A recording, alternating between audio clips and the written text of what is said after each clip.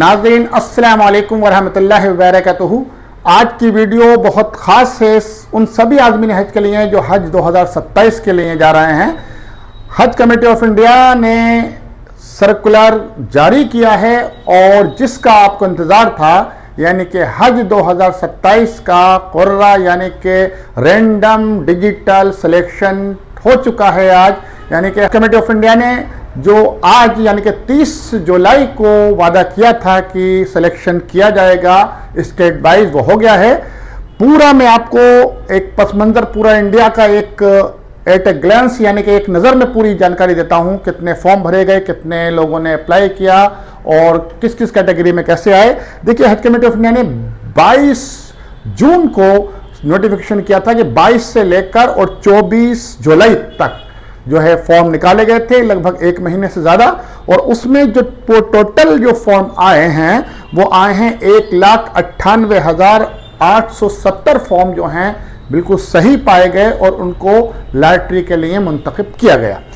इसमें 65 साल से ऊपर वाले के जो जेंट्स हैं वो 19,378 लोगों ने अप्लाई किया है और लेडीज विदाउट महरम की 65 साल से ऊपर वाली हैं वो 1,082 हमारी ख्वातीन हैं जो जिन्होंने विदाउट महरम 65 साल से ज़्यादा उम्र वालों ने अप्लाई किया है। लेडीज़ विदाउट महरम जो 45 साल से ऊपर हैं और 65 साल से नीचे की उम्र की हैं वो 4,170 ख्वातीन हैं जिन्होंने अप्लाई किया है विदाउट महरम कोटे से। जनरल जो पिछले साल के लोग रह रहे थे वेटिंग लिस्ट में, उनका एक इस बार 20% उनमें से लिया जाएगा, तो वो लोग हैं करीब 5,579 लोग ऐसे हैं जिन्होंने पिछले साल भी अप्लाई किया था और नहीं आ पाए थे और इस बार भी अप्लाई किया है, तो उनको भी इस कोटे में रखा जा रहा है। उनको 5,579 लोग ऐसे होंगे जो पिछले साल के लिए जा रहे हैं इस बार। और जनरल जो कोटा है पूरा इंडिया से जो अप्लाई किया गया है वो 1,68,645 लोगों ने अप्लाई किया है जनरल कोटे में। अब आइए, ये पूरा 1,98,870 यानी करीब 2 लाख के आसपास हो रहे हैं और हज कमेटी ऑफ इंडिया का जो कोटा है 70% वो हो रहा है 1,22,518। 1,98,000 में से छाटे जाएंगे 1,22,000।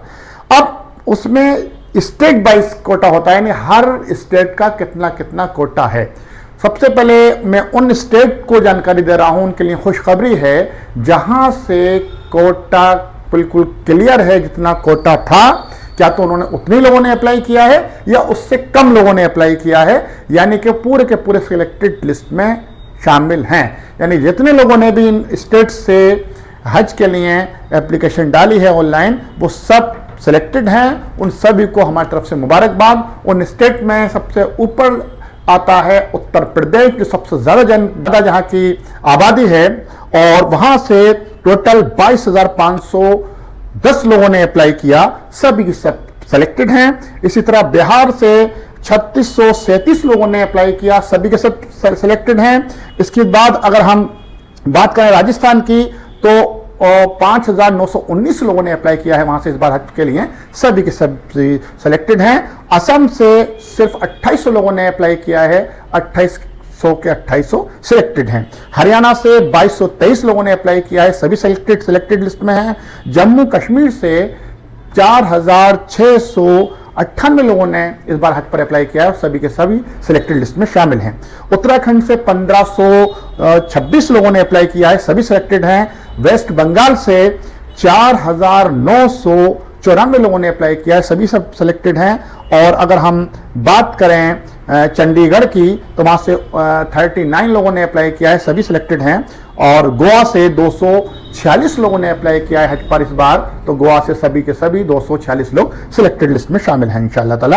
और अब हम बात करते हैं कुछ और स्टेट हैं जिसमें आपका लद्दाख है और हिमाचल प्रदेश है, जहां से हिमाचल प्रदेश से 109 लोगों ने अप्लाई किया है और लद्दाख से 313 लोगों ने अप्लाई किया है, सभी के सभी सिलेक्टेड हैं। अब देखिए, सिर्फ बचते हैं आपके ऐसे करीब 10 स्टेट हैं जो कि सिलेक्टेड लिस्ट जो है यानी कि जिनका कोटा है फाइनल उससे ज़्यादा लोगों ने अप्लाई किया है हज के लिए, यानी कि हज से जाने की ख्वाहिशमंद उन स्टेट से ज़्यादा हैं, लेकिन वहाँ का कोटा कम है मुस्लिम आबादी के हिसाब से। और मुस्लिम आबादी के हिसाब से कोटा कैसे निर्धारित किया जाता है, कैसे तय किया जाता है, उसके बारे में मैं छोटी जानकारी आपको दे दूँ।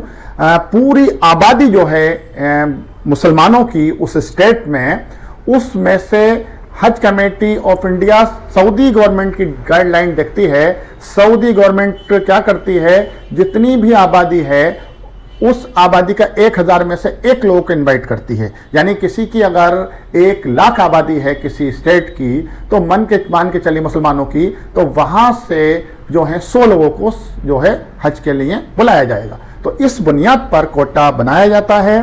तो यूपी क्योंकि बहुत बड़ा स्टेट है, वहाँ पर मुसलमानों की आबादी ज़्यादा है, लेकिन पिछले कुछ सालों से वहाँ पर मुसलमान हज के लिए अप्लाई कम कर रहे हैं, तो इसलिए पूरे के पूरे सिलेक्टेड लिस्ट में आ जाते हैं। इसी तरह बिहार भी है, वेस्ट बंगाल भी है, हरियाणा है, जम्मू कश्मीर है, और भी बहुत सारे स्टेट हैं जहाँ पर आ जाते हैं। लेकिन कुछ स्टेट ऐसे हैं, जो लगभग 10 स्टेट हैं इस बार, जो कि पूरे सेलेक्ट नहीं हो पाए हैं, वो वेटिंग लिस्ट में जा रहे हैं।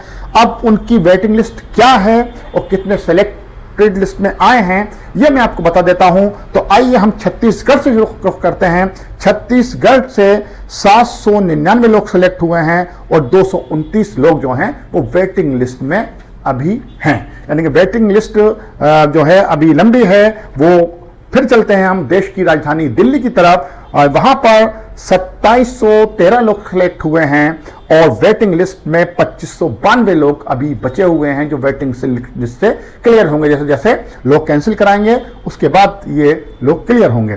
गुजरात की अगर हम बात करें तो वहां से 7,519 लोग सेलेक्ट लिस्ट में आए हैं और वहां की वेटिंग लिस्ट में जो गए हैं वो चौंकाने वाले हैं।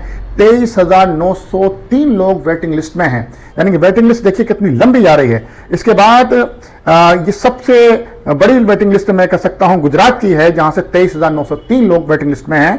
केरला से 11,148 लोग सेलेक्टेड लिस्ट में हैं और 13,082 लोग वेटिंग लिस्ट में हैं। कर्नाटका से 9,951 लोग जो हैं वो सिलेक्टेड लिस्ट में हैं, लेकिन 7,618 लोग वेटिंग लिस्ट में हैं। मध्य प्रदेश की अगर हम बात करें तो 5,998 लोग सेलेक्ट किए गए हैं, लेकिन 4,060 लोग अभी भी वहां पर वेटिंग लिस्ट में आए हैं। महाराष्ट्र में सिर्फ 16,295 लोग सिलेक्टेड लिस्ट में आए हैं, वहां पर भी 11,404 लोग जो हैं वो वेटिंग लिस्ट में शामिल हैं, जिनकी वेटिंग लिस्ट आखिर तक चलेगी क्लियर होने के लिए। तमिलनाडु में 5,313 लोग सेलेक्ट हुए हैं, लेकिन 8,517 लोग अभी भी वेटिंग में डाले गए हैं। तेलंगाना में 5609 लोग यानी कि 5,609 लोग सेलेक्ट हुए हैं और 6,098 यानी कि 5,098 जो हैं तेलंगाना से अभी भी वेटिंग लिस्ट में हैं। और मणिपुर में 302 लोग सेलेक्ट हुए हैं, लेकिन 257 लोग वहां पर भी अभी वेटिंग में हैं। तो देखिए ये पूरी आपको मैंने फिगर बताई है और ये भी बता दिया है मैंने कि इस बार जो है 2 लाख के आसपास एप्लीकेशंस आई और उसमें से 1,22,000 को सिलेक्ट करना है। इसके साथ साथ इस बार जो हाजियों के साथ जो स्टेट हज कमेटी से जो SHI जाते हैं, यानी कि स्टेट हज इंस्पेक्टर जाते हैं, उनको पिछली साल तक 150 लोग जाते थे, 150 हाजियों पर एक इंस्पेक्टर जाता था। इस बार 135 हाजियों पर एक हज इंस्पेक्टर को ले जाया जा रहा है, ताकि हमारे हाजियों की परेशानियां जल्दी जो हैं सॉल्व हो सकें, जल्दी से जल्दी उनके जो हैं ऑफिस तक उनकी बात पहुंच सके। सऊदी अरबिया में उन्हें कोई परेशानी नहीं आए, परेशानी आए भी तो उसमें परेशानी उनकी सॉल्व होने में टाइम नहीं लगे। तो ये तो रहा सिलेक्टेड लिस्ट का और ये वेटिंग लिस्ट का। अब आपको अपने SMS चेक करिए जो आपने फॉर्म भरते वक्त डाला था, जिसमें रजिस्टर्ड किया था, उसके पास आपके पास मैसेज आ गया होगा कि आप सिलेक्टेड लिस्ट में हैं या वेटिंग लिस्ट में हैं। इसके साथ साथ आप हज कमेटी ऑफ इंडिया की साइट पर जाकर स्टेट वाइज हर सूबे की लिस्ट देख सकते हैं कि आपका नाम उसमें है या नहीं है। अपने कवर नंबर के साथ, अपने नाम के साथ आपका उससे पता चल जाएगा। इसके अलावा भी आपके पास मैसेज भी आएगा और आप हज कमेटी ऑफ इंडिया में अपना कवर नंबर डालकर देख सकते हैं कि आप सिलेक्टेड हैं या नहीं हैं। अब अगला जो मरहला है, हज कमेटी ऑफ इंडिया ने आज एक सर्कुलर भी निकाला है हज 2027 के सर्कुलर नंबर 4 के नाम से, यानी कि वह 30 जुलाई में निकला है सर्कुलर नंबर 4 हज 2027 का। और इसमें उन सभी सिलेक्टेड आज़मीन हज से कहा गया है कि आप अपना पहला इंस्टॉलमेंट जिसका अमाउंट होता है 1,52,300 रुपये, वो आपको जमा करना है। डायरेक्ट जमा करना है हज कमेटी की साइट पर जाकर ऑनलाइन, या आपको हज सुविधा एप्लीकेशन अपने मोबाइल पर आप डाउनलोड कर लीजिए उसका न्यू वर्जन 2.0, और उसमें जाकर भी आप ऑनलाइन जमा कर सकते हैं हज सुविधा एप्लीकेशन के थ्रू अपने आप को रजिस्टर्ड करके। और इसके अलावा आप पे इन स्लिप निकालिए हज कमेटी की साइट पर जाकर अपने डिटेल भर के, और उसकी प्रिंट आउट निकालकर उसमें कुछ ज़रूरी जानकारी जो उसमें दी होंगी कॉलम में, वो आप भर के अमाउंट भर के सिग्नेचर करके आप बैंक में जाइए। 2 बैंकें डिसाइड की गई हैं जो आपके घर से, इन 2 बैंक में से जो भी बैंक करीब हो, जिसका आपका लेन देन ज़्यादा होता हो, जिसमें है स्टेट बैंक ऑफ इंडिया, दूसरी union bank of India. Union bank या स्टेट बैंक जो भी आपकी ब्रांच आपके यहाँ आसपास हो, उन दोनों बैंक में से किसी एक बैंक में जाकर आप दस्ती तौर पर भी यानी कि कैश भी आप जमा कर सकते हैं अपनी पहली किस्त। इस पहली किस्त की लास्ट डेट रखी है 10 अगस्त 2026।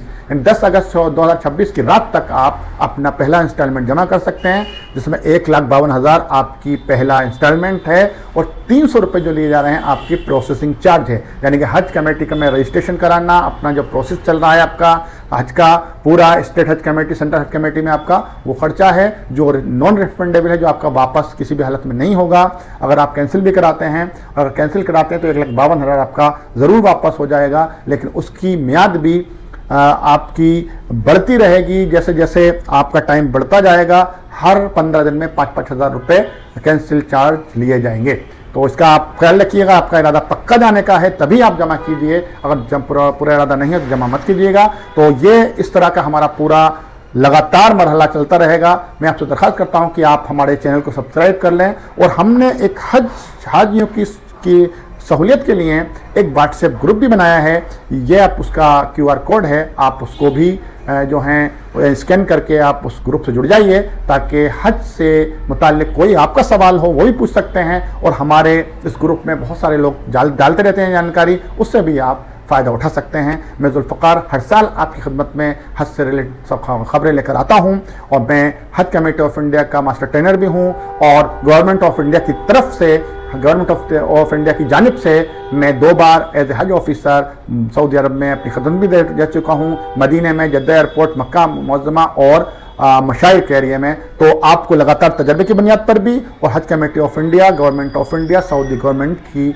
जो भी गाइडलाइन, जो भी नई जानकारी आएगी, लगातार देता रहूँगा। आपसे दरख्वास्त है इंशाअल्लाह ताला फिर मिलते हैं, तब तक आप खुश रहिए, और आप सबको एक बार फिर मुबारकबाद। और जिन हजरात का वेटिंग में नाम आया है वो मायूस ना हो, अल्लाह ताला के यहाँ देर है अंधेर नहीं है। एक दिन आपको का भी बुलावा आएगा, और जब बुलावा आएगा तो आप पूरे जोश के साथ, पूरे खुलूस के साथ अल्लाह की बारगाह में जाइएगा। और जो लोग सेलेक्ट हो गए हैं उनको तो बहुत ढेर सारी मुबारकबाद तो है ही हैं, लेकिन उनकी जिम्मेदारी बन जाती है कि वो अब हज के सफ़र के लिए अपने आप को तैयार कर लें। तैयारी के लिए अगली वीडियो में हम आपको और जानकारी देंगे। तब तक आप हमारा इंतज़ार कीजिए और हमारे इस चैनल को सब्सक्राइब कर लीजिए। अल्लाह हाफ़िज़।